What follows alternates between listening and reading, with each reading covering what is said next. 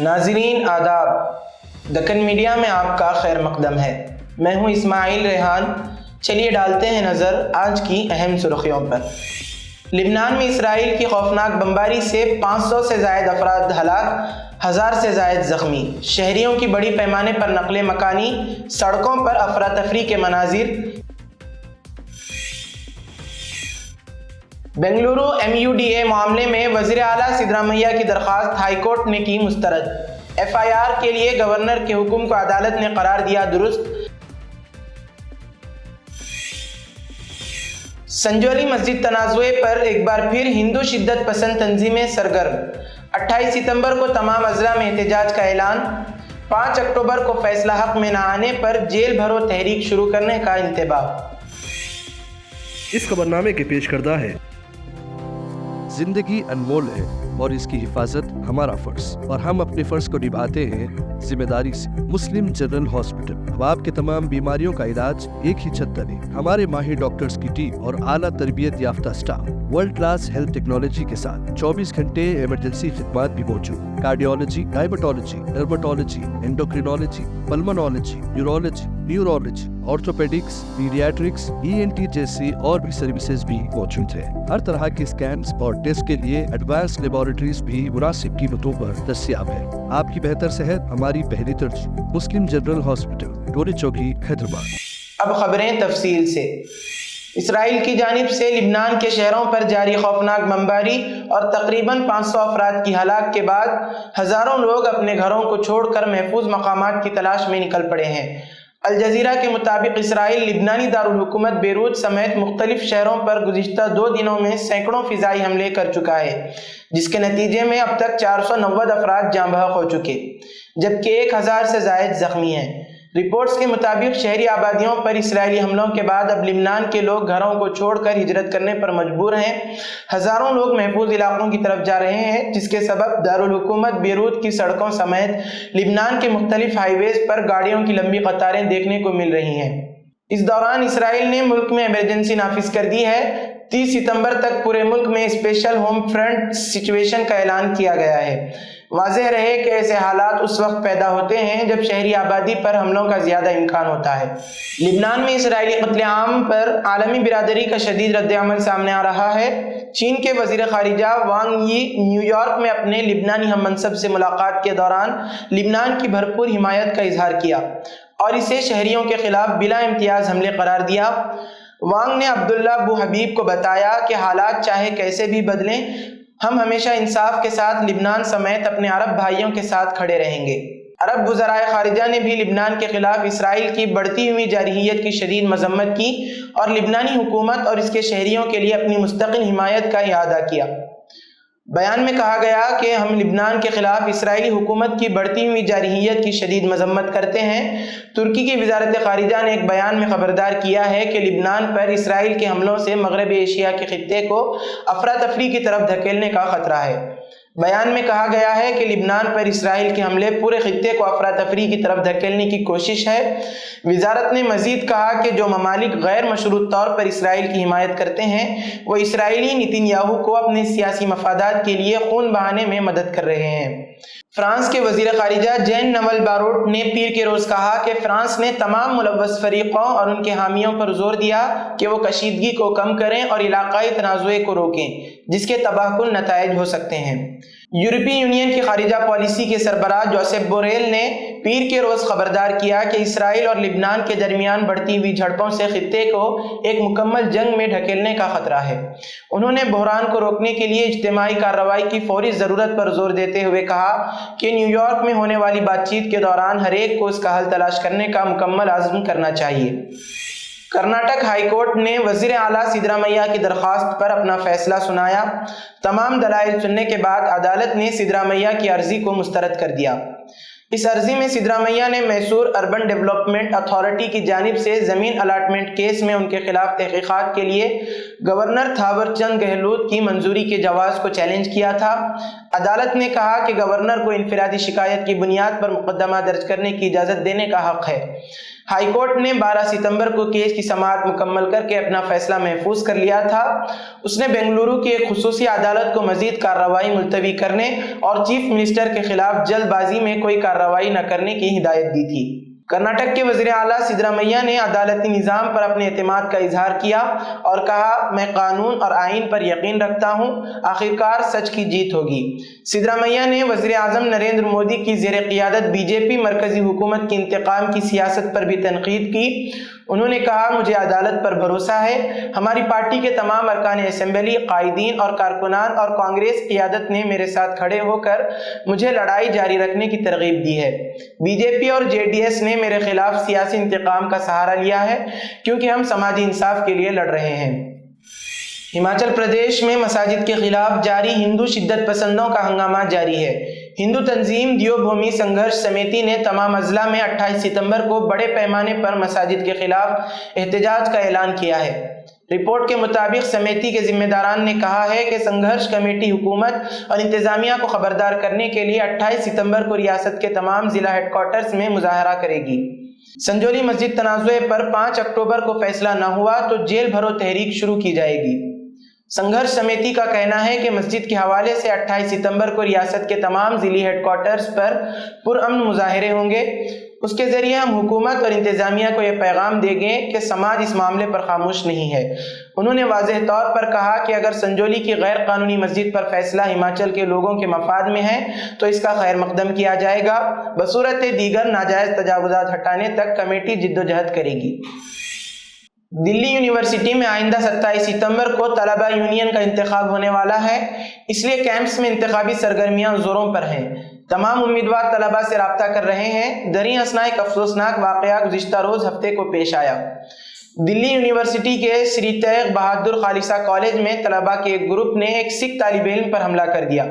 حملے کے دوران متاثرہ طالب علم کی پگڑی زبردستی اتار دی گئی۔ اس حملے کی ویڈیو سوشل میڈیا پر وائرل ہونے کے بعد غم و غصے کی لہر دوڑ گئی۔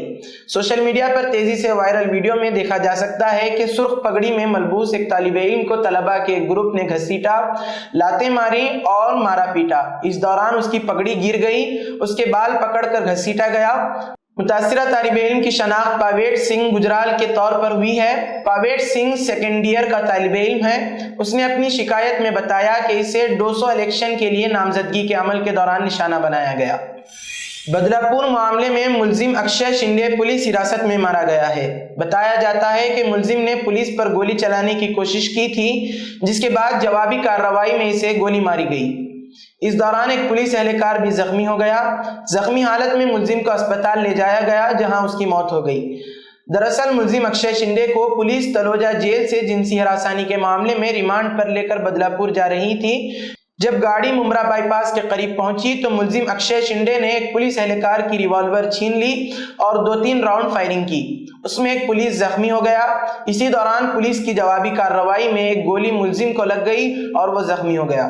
زخمی ملزم کو کلبہ کے اسپتال میں داخل کرایا گیا جہاں اس نے دم توڑ دیا۔ وہیں اپوزیشن رہنماؤں نے ملزم اکشے شنڈے کی پولیس کے ساتھ جھڑپ میں ہوئی موت پر حیرانی ظاہر کرتے ہوئے واقعے کی تفصیلی جانچ کا مطالبہ کیا ہے۔ کانگریس رہنما پرتھوی راج چوہان نے الزام لگایا ہے کہ کچھ دیگر لوگوں کو بچانے کے لیے اس واقعے کو انجام دیا گیا۔ مہاراشٹر اسمبلی میں اپوزیشن رہنما وجے وڈیٹیوار نے ملزم کی موت کو چونکانے والا بتایا ہے، جبکہ مہاراشٹر کانگریس کے صدر نانا پٹولے نے کہا ہے کہ یہ تصادم اسکول کے ٹرسٹیوں کو بچانے کے لیے کرایا گیا تھا۔ اس دوران حکومت نے اعلان کیا ہے کہ CID اکشے شنڈے کی موت کی تحقیقات کرے گی۔ فورنسک ماہرین نے پولیس کی گاڑی کا معائنہ کیا جہاں پیر کی شام شنڈے کو مبینہ طور پر ایک پولیس افسر نے گولی ماری تھی۔ سلطان پور انکاؤنٹر پر سیاسی درجہ حرارت بڑھ رہا ہے۔ اسی سلسلے میں کانگریس جنرل سیکریٹری پرینکا گاندھی نے بھی اس معاملے پر social media platform X پر پوسٹ کیا ہے۔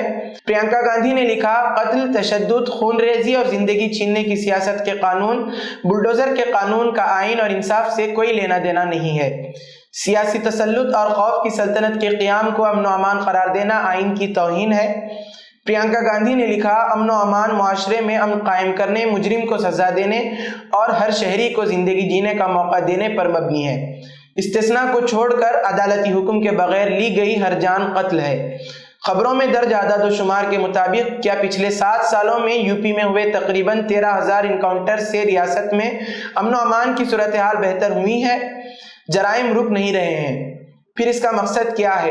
یہ کھیل کیوں کھیلا جا رہا ہے؟ اس غیر آئینی کام کو روکا جائے اور ان تمام مقابلوں کی جو شک و شبے کی زد میں ہیں ان کی عدالتی تحقیقات کی جائیں۔ حج کمیٹی آف انڈیا نے ریاستی حج کمیٹیوں اور عازمین حج کے شدید مطالبے کے پیش نظر حج درخواستیں داخل کرنے کی آخری تاریخ میں 30 ستمبر تک توسیع کر دی ہے۔ وزارت اقلیتی امور حکومت ہند میں ڈائریکٹر اور حج کمیٹی آف انڈیا کے CEO doctor Liaquat Ali آفاقی IRS نے بتایا کہ حج کمیٹی آف انڈیا میں حج 2025 کے لیے بہت زائد درخواستیں موصول ہو چکی ہیں۔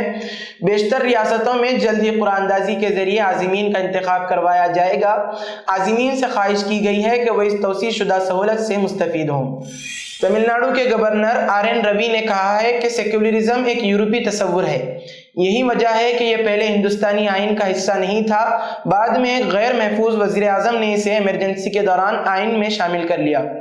گورنر نے تمل ناڈو میں ایک کانووکیشن تقریب کے دوران کہا کہ اس ملک کے لوگوں کے ساتھ بہت سے دھوکے ہوئے ہیں اور ان میں سے ایک سیکولرزم کی غلط تشریح ہے۔ انہوں نے پوچھا سیکولرزم کا کیا مطلب ہے؟ دراصل یہ ہندوستانی تصور نہیں ہے، اس کی ابتدا یورپ میں ہوئی جہاں اسے چرچ اور بادشاہ کے درمیان تنازعات کو ختم کرنے کے لیے استعمال کیا جاتا تھا۔ گورنر کے اس تبصرے پر سیاسی جماعتوں کی جانب سے شدید رد عمل سامنے آیا ہے۔ کانگریس نے اسے انتہائی قابل اعتراض اور ناقابل قبول قرار دیا ہے، جبکہ CPIM لیڈر برنڈا کرات نے اسے شرمناک قرار دیا ہے۔ انہوں نے کہا کہ روی جیسے شخص کو فوری طور پر گورنر کے عہدے سے ہٹا دیا جانا چاہیے۔ گجرات کے سورت ضلع میں پیر کو ریلوے کے 3 ملازمین کو مبینہ طور پر پٹریوں سے چھیڑ چھاڑ کرنے اور پھر ممکنہ ٹرین حادثے کو ٹالنے کا کریڈٹ لینے کی کوشش کا انکشاف ہوا ہے۔ ابتدائی طور پر یہ خبر سامنے آئی کہ کچھ لوگوں نے ٹرین کو پٹری سے اتارنے کی کوشش کی، جسے ریلوے کے کچھ ملازمین نے صحیح وقت پر پکڑ لیا۔ پولیس نے معاملے کی سنگینی کو دیکھتے ہوئے سنجیدگی سے اس کی تحقیقات شروع کی۔ پولیس کی جانچ میں جو انکشافات ہوئے اسے جان کر سب حیران رہ گئے۔ ٹرین کو الٹنے کی سازش ریلوے ملازمین نے خود ہی رچی۔ جانچ میں پتہ چلا کہ ملزم سبھاش جلد پروموشن حاصل کرنا چاہتا تھا۔ اس نے پروموشن حاصل کرنے کے لیے یہ سازش رچی۔ اس نے خود فش پلیٹ ہٹا کر چابیاں کھول دیں۔ اس کے بعد اس نے یہ اطلاع ریلوے کو دی۔ اس کا خیال تھا کہ اس کی چوکسی کی وجہ سے اسے جلد ترقی مل جائے گی۔ اس معاملے میں 3 ملزمان کو گرفتار کیا گیا ہے۔ 21 ستمبر کو کم کے قریب ٹریک سے فش پلیٹ ہٹا کر ٹرین کو پٹری سے اتارنے یا الٹنے کی کوشش کی گئی۔ اس وقت ریلوے ملازم سبھاش کمار پودار نے محکمے کو جانکاری دیتے ہوئے بتایا کہ اس نے گشت کے دوران 3 نامعلوم لوگوں کو ریلوے ٹریک پر چلتے ہوئے دیکھا تھا۔ جب اسے شک ہوا تو اس نے الارم بجایا اور وہ بھاگ گئے۔ وزیر اعظم نریندر مودی نے یوکرین کے صدر ولادیمیر زیلنسکی کے ساتھ 2 طرفہ ملاقات کی۔ اس دوران دونوں رہنماؤں نے یوکرین کے تنازع پر بات چیت کی۔ بات چیت کے دوران بنیادی طور پر جنگ بندی، امن و استحکام کی بحالی کی ضرورت پر زور دیا گیا۔ خارجہ سیکرٹری وکرم مسری نے بتایا کہ بات چیت کے دوران زیلنسکی نے جنگ بندی کے لیے ہندوستان کی کوششوں کی تعریف کی۔ اس کے ساتھ زیلنسکی نے وزیر اعظم مودی کے یوکرین کے حالیہ دورے کا بھی ذکر کیا۔ 3 ماہ کے عرصے میں دونوں رہنماؤں کے درمیان یہ تیسری ملاقات تھی۔ جاپان ایک بار پھر زلزلے کے جھٹکوں سے دہل گیا۔ زلزلے کی شدت اتنی زیادہ تھی کہ سونامی کا الرٹ بھی جاری کر دیا گیا۔ زلزلے کے بعد ٹوکیو کے جنوب میں واقع دور دراز جزائر پر سونامی کی وارننگ بھی جاری کی گئی ہے۔ ماہرین موسمیات نے بتایا کہ ایزو جزیرے پر صبح 5 بجے کے قریب 5.6 شدت کے زلزلے کے جھٹکے محسوس کیے گئے۔ اس کے بعد اوگاسوارا جزیرے پر 3.3 انچ کی سونامی کا خدشہ ظاہر کیا گیا۔ خیال رہے کہ جاپان 4 بڑی ٹیکٹونک پلیٹوں کے اوپر واقع ہے اور ہر سال یہاں تقریباً 1500 زلزلے محسوس کیے جاتے ہیں، جن میں سے زیادہ تر کم خطرناک ہوتے ہیں۔ گزشتہ ماہ جاپان کے کیوشو اور شیکوکو جزائر پر زلزلے کے جھٹکے محسوس کیے گئے تھے، جس کی شدت ریکٹر اسکیل پر 7.1 ریکارڈ کی گئی تھی۔ اس کے بعد ساحلی علاقوں میازاکی، کوچی، ایہائم، کاگوشیما اور آئیتا میں سونامی کا الرٹ جاری کیا گیا تھا۔ کیوشو کے میزاکی میں 20 سینٹی میٹر اونچی سمندری لہریں اٹھتی دیکھی گئی تھیں۔ اتر پردیش، راجستھان اور مدھیہ پردیش سر فہرست ریاست کے طور پر ابھری ہیں، جہاں بڑے پیمانے پر دلتوں کو نشانہ بنایا گیا ہے۔ इस बात का इंकशाफ एक नई सरकारी रिपोर्ट में हुआ है। रिपोर्ट के मुताबिक 2022 में दर्ज फहरिस्त ज़ातों के खिलाफ होने वाले मजालिम के तकरीबन 97.7% वाक़यात 13 रियासतों में दर्ज किए गए, जिनमें उत्तर प्रदेश, राजस्थान और मध्य प्रदेश में ऐसे जराइम सबसे ज़्यादा रिकॉर्ड किए गए। रिपोर्ट में मुल्जिमान को सज़ा की शरह में कमी पर तशवीश का इजहार किया गया है। 2022 में सज़ा की शरह 32.4% तक गिर गई, जो 2020 में 39.2% थी।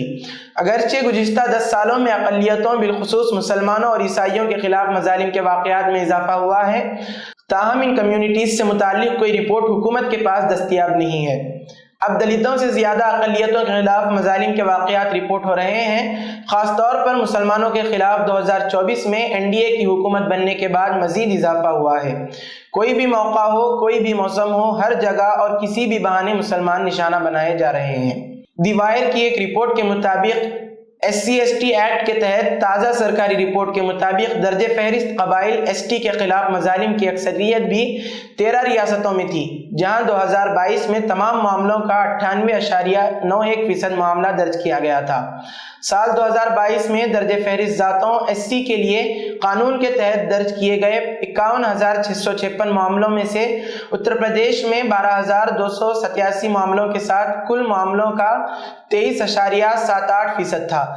उसके बाद राजस्थान में 8,651 यानी 16.75% और मध्य प्रदेश में 7,732 यानी 14.97% मामले दर्ज किए गए। इसी के साथ आज की खबरों का इख्तिताम होता है। कल फिर होगी मुलाकात नई खबरों के साथ। दीजिए इजाज़त। अल्लाह हाफिज़।